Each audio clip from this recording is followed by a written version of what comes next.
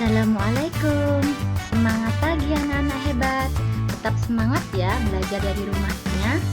Hari ini kita akan belajar tentang tema 5 ekosistem, subtema 2 hubungan antar makhluk hidup dalam ekosistem, pembelajaran ke-5.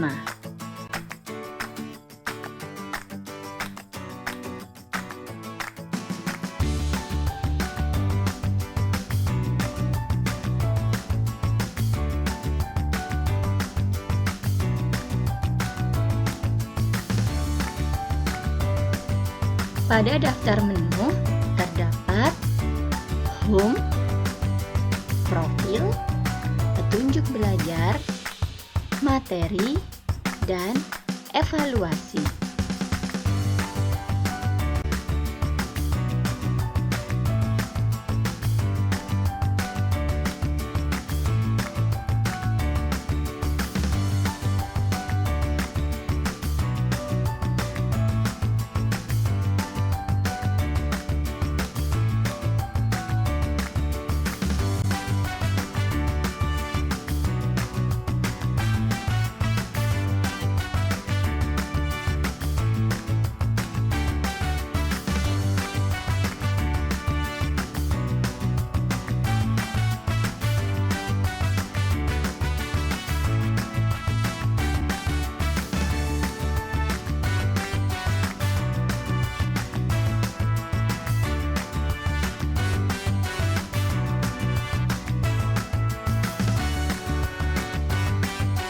Pada pembelajaran kelima, kita akan belajar tentang teks non-fiksi, macam-macam simbiosis atau hubungan makhluk hidup dalam ekosistem, dan gerakan tari disertai dengan propertinya. Nah, tarian di sini yang dimaksud adalah tari turut langgai.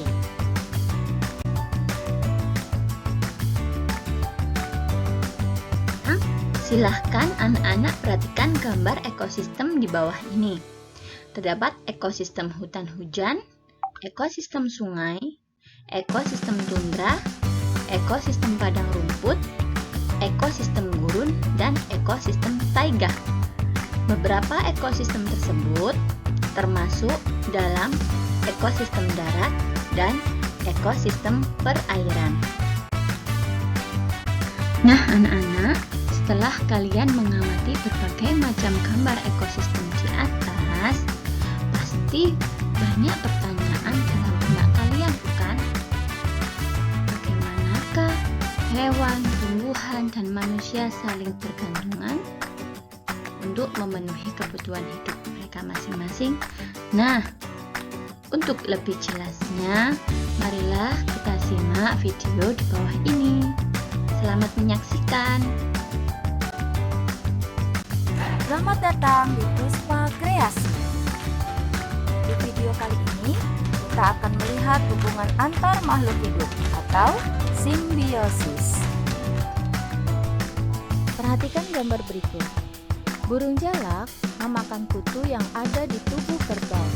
Kutu sangat mengganggu kehidupan kerbau. Kerbau pun sangat senang saat kutu-kutunya dimakan oleh burung jalak. Inilah hubungan yang saling menguntungkan antar makhluk hidup. Apakah semua hubungan antar makhluk hidup saling menguntungkan? Pada video kali ini, kita akan mempelajari hubungan yang terjadi antara makhluk hidup atau yang dikenal dengan istilah simbiosis. Ada beberapa hal yang akan kita pelajari, yaitu yang pertama, pengertian simbiosis. Yang kedua, tujuan simbiosis. Yang ketiga, macam-macam simbiosis. Keempat, simbiosis mutualisme. Kelima, simbiosis parasitisme. Dan yang terakhir, simbiosis komensalisme. Hubungan antar makhluk hidup sangat penting karena tidak ada makhluk hidup yang mampu hidup sendiri. Hubungan antar makhluk hidup pun sangat beragam. Hubungan yang khas dan erat antara dua jenis makhluk hidup yang hidup bersama disebut dengan simbiosis. Makhluk hidup melakukan simbiosis tentu ada tujuannya kan? Kalian tahu nggak tujuannya apa? Ya, simbiosis Simbiosis itu dilakukan sebagai usaha makhluk hidup itu untuk tetap bertahan hidup di lingkungannya. Nah, sekarang kita akan mempelajari satu persatu macam-macam simbiosis yang ada. Pada pembahasan ini, kita akan mempelajari 3 macam simbiosis saja, yaitu simbiosis mutualisme, simbiosis komensalisme, dan simbiosis parasitisme. Nah, ini dia simbiosis yang pertama, yaitu simbiosis mutualisme. Kata mutual pada simbiosis mutualisme itu memiliki arti saling, sehingga simbiosis mutualisme dapat diartikan sebagai suatu interaksi antara dua makhluk hidup yang saling menguntungkan kedua belah pihak. Jadi, ketika terjadi interaksi antara dua makhluk hidup yang berbeda, keduanya akan mendapatkan manfaat. Pada umumnya, makhluk hidup yang melakukan simbiosis mutualisme akan mengalami kerugian apabila tidak melakukan simbiosis. Oleh karena itu, kehadiran makhluk hidup lain menjadi begitu penting bagi dirinya. Terdapat beberapa contoh simbiosis mutualisme yang terjadi di lingkungan sekitar kita.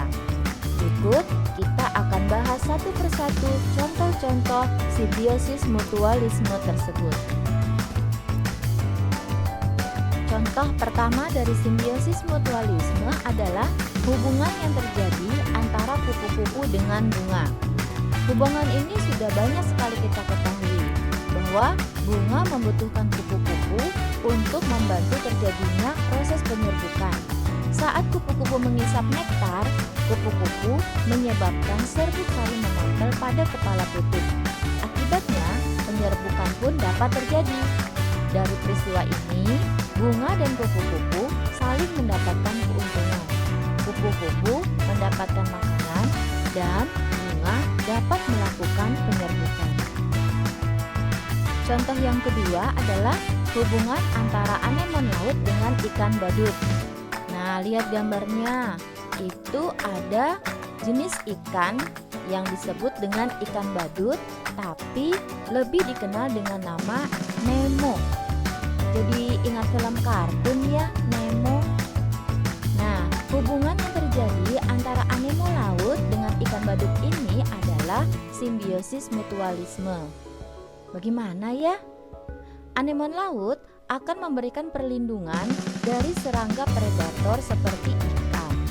Sedangkan ikan badut memakan parasit berbahaya yang melekat pada tentakel anemon laut dan membersihkan anemon dari kotoran. Sehingga kedua hewan ini sama-sama mendapatkan keuntungan. Contoh yang ketiga yaitu hubungan antara kerbau dengan burung jalak. Burung jalak biasanya hinggap pada tubuh kerbau dan mendapatkan makanan berupa kutu yang berada pada tubuh kerbau. Sedangkan kerbau mendapatkan keuntungan karena kutu pada tubuhnya menjadi berkurang atau mungkin hilang menjadi tidak ada. Contoh yang keempat ini adalah hubungan antara lebah dengan bunga. Hubungan ini kurang lebih sama dengan hubungan yang terjadi antara kupu-kupu dengan bunga. Selain kupu-kupu, terdapat serangga lain seperti lebah yang bisa membantu proses penyerbukan pada bunga agar lebih maksimal. Lebah biasanya hinggap pada bunga karena ingin memperoleh madu atau nektar sebagai makanannya. Keberadaan lebah ini dapat membuat proses penyerbukan pada bunga bisa berlangsung dengan mudah, sehingga bunga diuntungkan dengan kehadiran lebah yang hinggap pada dirinya. Contoh selanjutnya yaitu hubungan yang terjadi antara semut rangrang dengan tumbuhan. Semut rangrang adalah serangga yang biasa kita jumpai pada tanaman-tanaman buah seperti mangga, nangka, dan lain-lain. Bagi kita, mungkin keberadaan semut ini sangat mengganggu karena membuat kita kesulitan mengambil buah dari pohon. Namun, keberadaan semut ini sangat menguntungkan tumbuh-tumbuhan tersebut. Hal ini karena semut rangrang akan melindungi tumbuhan dari serangan hama yang merusak tanaman. Semut rangrang memperoleh keuntungan karena dapat membuat sarang pada tumbuhan. Sehingga ketika terdapat hama yang menyerang tumbuhan tersebut, itu artinya hama itu menyerang semut rangrang. Serangga kecil ini pun tidak akan tinggal diam, sehingga dia akan menyerang balik hama yang menyerang tumbuhan.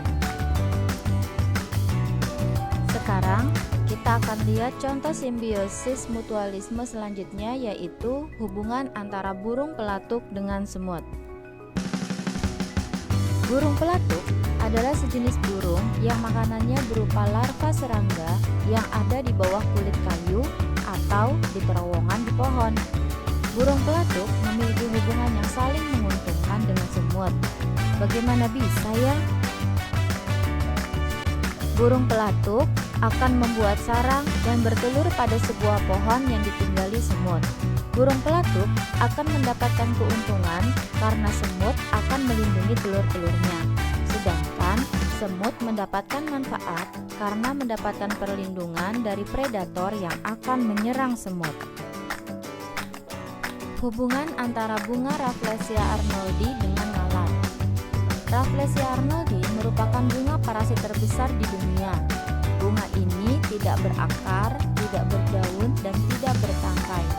Bau busuk yang dikeluarkan bunga ini mengundang lalat datang. Lalat akan membantu bunga Rafflesia arnoldi untuk melakukan penyerbukan.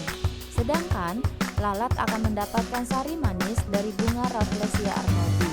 Karena itulah Rafflesia arnoldi dan lalat mempunyai hubungan simbiosis mutualisme. Di dalam tubuh manusia terdapat hubungan mutualisme. Ini terjadi di dalam usus besar manusia. Di sana terdapat bakteri, yaitu bakteri Escherichia coli. Keberadaan bakteri E. coli ini berguna untuk mengurangi pertumbuhan bakteri jahat dan mempercepat proses pembusukan di dalam usus besar. Selain itu, bakteri E. coli juga mempunyai manfaat untuk membantu proses produksi vitamin K yang berguna pada proses pembukuan darah. Sedangkan bakteri ini mendapatkan keuntungan karena bisa mendapatkan makanan dari sisa-sisa makanan pada usus besar. Kutu daun dengan semut. Apakah kalian pernah memperhatikan daun tanaman yang dipenuhi dengan semut? Kenapa ya? Pasti ada sesuatu yang manis di sana. Sesuai pepatah, ada gula, ada semut. Jika kita coba mengamati tanaman itu lebih jeli lagi, ternyata di sana ada kutu, yaitu kutu daun. Kutu daun merusak tanaman dengan cara menghisap cairan atau nektar daun atau batang tanaman. Ketika nektar dicerna, kutu daun akan mengeluarkan cairan manis atau biasa disebut dengan embun madu. Embun madu inilah yang disukai semut sebagai makanan mereka. Sebagai imbalannya, semut-semut tersebut akan melindungi kutu dari serangga predator yang akan memakan kutu tersebut. Selain itu, semut akan mengatur proses pembibitan kutu daun muda dan membawa kutu daun dewasa ke padang rumput yang segar. Apa ya hubungan antara tumbuhan kantong semar dengan kelelawar berbulu wol? Oh, ternyata kelelawar berbulu wol sangat suka tidur di dalam kantong semar pada siang hari. Hubungan kelelawar berbulu wol dengan kantong semar ini adalah simbiosis mutualisme, karena kantong semar juga akan mendapatkan keuntungan berupa makanan yang berasal dari kotoran kelelawar. Contoh simbiosis mutualisme selanjutnya adalah hubungan antara zebra dengan burung oxpecker. Burung oxpecker akan hinggap pada tubuh zebra dan memakan parasit atau kutu yang menempel pada tubuh hewan berkulit belang ini. Hubungan keduanya termasuk simbiosis mutualisme, karena zebra juga akan mendapat keuntungan. Zebra akan bersih tubuhnya dari parasit yang berbahaya. Selanjutnya, ada hubungan antara buaya dengan burung plover. Buaya mendapat keuntungan dengan adanya burung plover yang memakan sisa-sisa makanan yang menempel pada mulut buaya. Burung ini juga akan memakan parasit atau serangga pengganggu yang berada pada tubuh buaya. Jadi, buaya mendapat keuntungan karena tubuh dan mulutnya menjadi bersih, sedangkan burung plover mendapatkan makanan. Nah, contoh simbiosis mutualisme selanjutnya adalah hubungan antara petani dengan burung hantu. Burung hantu akan membantu petani membasmi hama tikus yang menyerang ladangnya. Sedangkan burung hantu bisa mendapatkan makanan dari hal tersebut. Sehingga hubungan antara petani dan burung hantu termasuk dalam hubungan simbiosis mutualisme. Hubungan antara rayap dengan flagellata. Flagellata hidup di usus rayap. Di sana, flagellata mendapatkan makanan dari rayap. Meskipun begitu, flagellata juga membantu rayap dengan mengeluarkan enzim selulase. Enzim selulase di dalam usus tersebut dapat membantu rayap untuk mencerna kayu yang dimakannya. Hal ini karena enzim selulase dapat membuat partikel kayu yang keras menjadi lebih lunak. Karena itulah, hubungan antara rayap dan flagellata termasuk dalam simbiosis mutualisme. Apakah kalian pernah melihat lumut kerak yang tumbuh pada batang tanaman? Nah, di atas lumut kerak itu terkadang tumbuh juga jamur. Jamur dan lumut kerak itu merupakan contoh simbiosis mutualisme. Jamur membantu lumut kerak untuk melindungi dan menyerap air serta mineral. Sedangkan lumut kerak adalah organisme hasil simbiosis mutualisme yang menyediakan makanan melalui proses fotosintesis. Sehingga kedua makhluk ini melakukan hubungan yang saling menguntungkan. Contoh simbiosis mutualisme yang terakhir yaitu hubungan antara tanaman polong-polongan dengan bakteri. Bakteri Rhizobium leguminosarum adalah bakteri yang berfungsi menyuburkan tanah dengan cara mengikat nitrogen yang terdapat dalam udara bebas.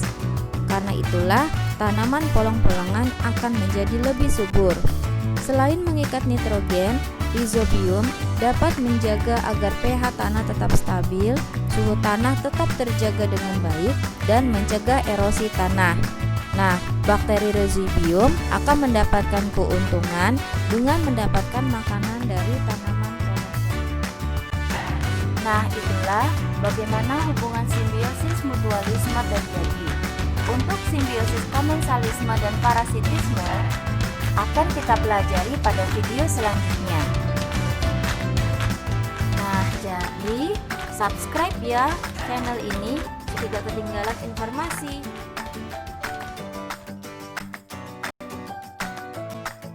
Bagaimana? Menarik bukan videonya? Nah, dari video tersebut terdapat peta konsep yang dapat kita buat. Nah, silakan anak-anak perhatikan. Ternyata simbiosis itu dibagi menjadi 3. Yang pertama yaitu simbiosis mutualisme, di mana simbiosis ini adalah hubungan antara dua makhluk hidup yang saling menguntungkan. Contoh, ada burung jalak dan kerbau. Simbiosis yang kedua yaitu simbiosis komensalisme, yakni hubungan antara dua makhluk hidup di mana yang satu mendapatkan keuntungan sedangkan yang satunya tidak merasa dirugikan. Yang terakhir, yang ketiga yakni simbiosis parasitisme. Simbiosis parasitisme adalah hubungan dua makhluk hidup di mana makhluk hidup yang satunya merasa untung sedangkan yang satunya merasa dirugikan. Contoh hubungan parasitisme ini misalnya pohon mangga dan benalu, atau ketika kita digigit oleh nyamuk. Kenapa? Karena kita manusia rugi, sedangkan nyamuk mendapatkan keuntungan dengan mendapat makanan, yaitu menghisap darah kita.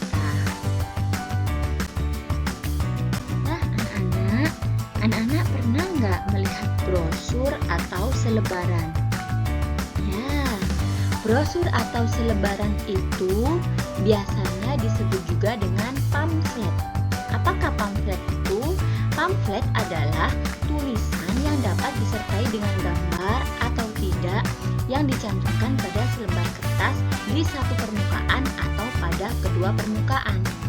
Nah, untuk lebih jelasnya apa itu pamflet, silahkan anak-anak perhatikan contoh dan cara membuat pamflet di video berikut ini. Selamat menyaksikan.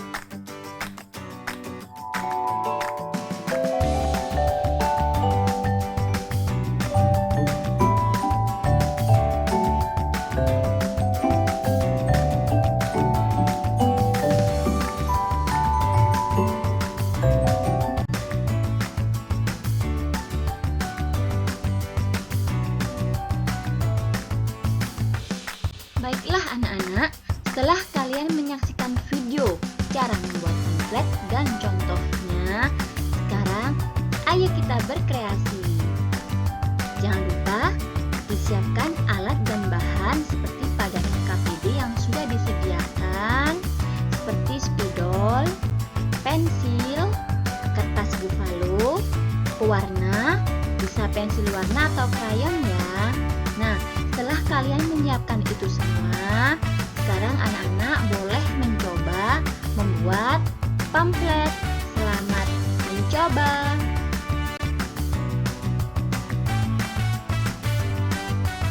Bagaimana? Sudah selesai kan membuat pamfletnya? Anak-anak masih bersemangat kan? Pastinya, guru juga tetap semangat mendampingi anak-anak belajar. Nah, sekarang kita lanjut kepada teks non-fiksi. Kita pada pertemuan kemarin sudah membahas tentang apa itu teks non-fiksi. Teks non-fiksi adalah sebuah teks bacaan yang dibuat berdasarkan pengalaman atau kejadian yang benar-benar terjadi. Contoh, ada laporan, karya ilmiah, artikel, dan masih banyak lagi yang lainnya. Nah, agar anak-anak lebih paham, di bawah ini terdapat contoh teks non-fiksi.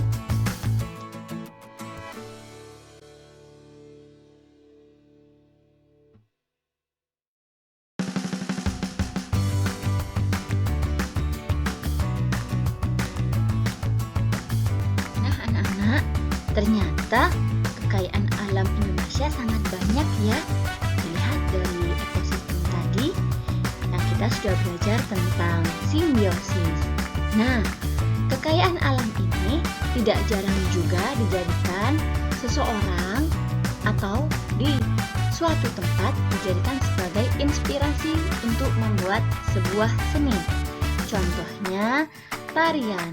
Nah, tarian tradisional yang terinspirasi oleh kejadian alam, salah satunya adalah tarian yang berasal dari Mentawai, Sumatera Barat. Tari apakah itu? Penasaran bukan?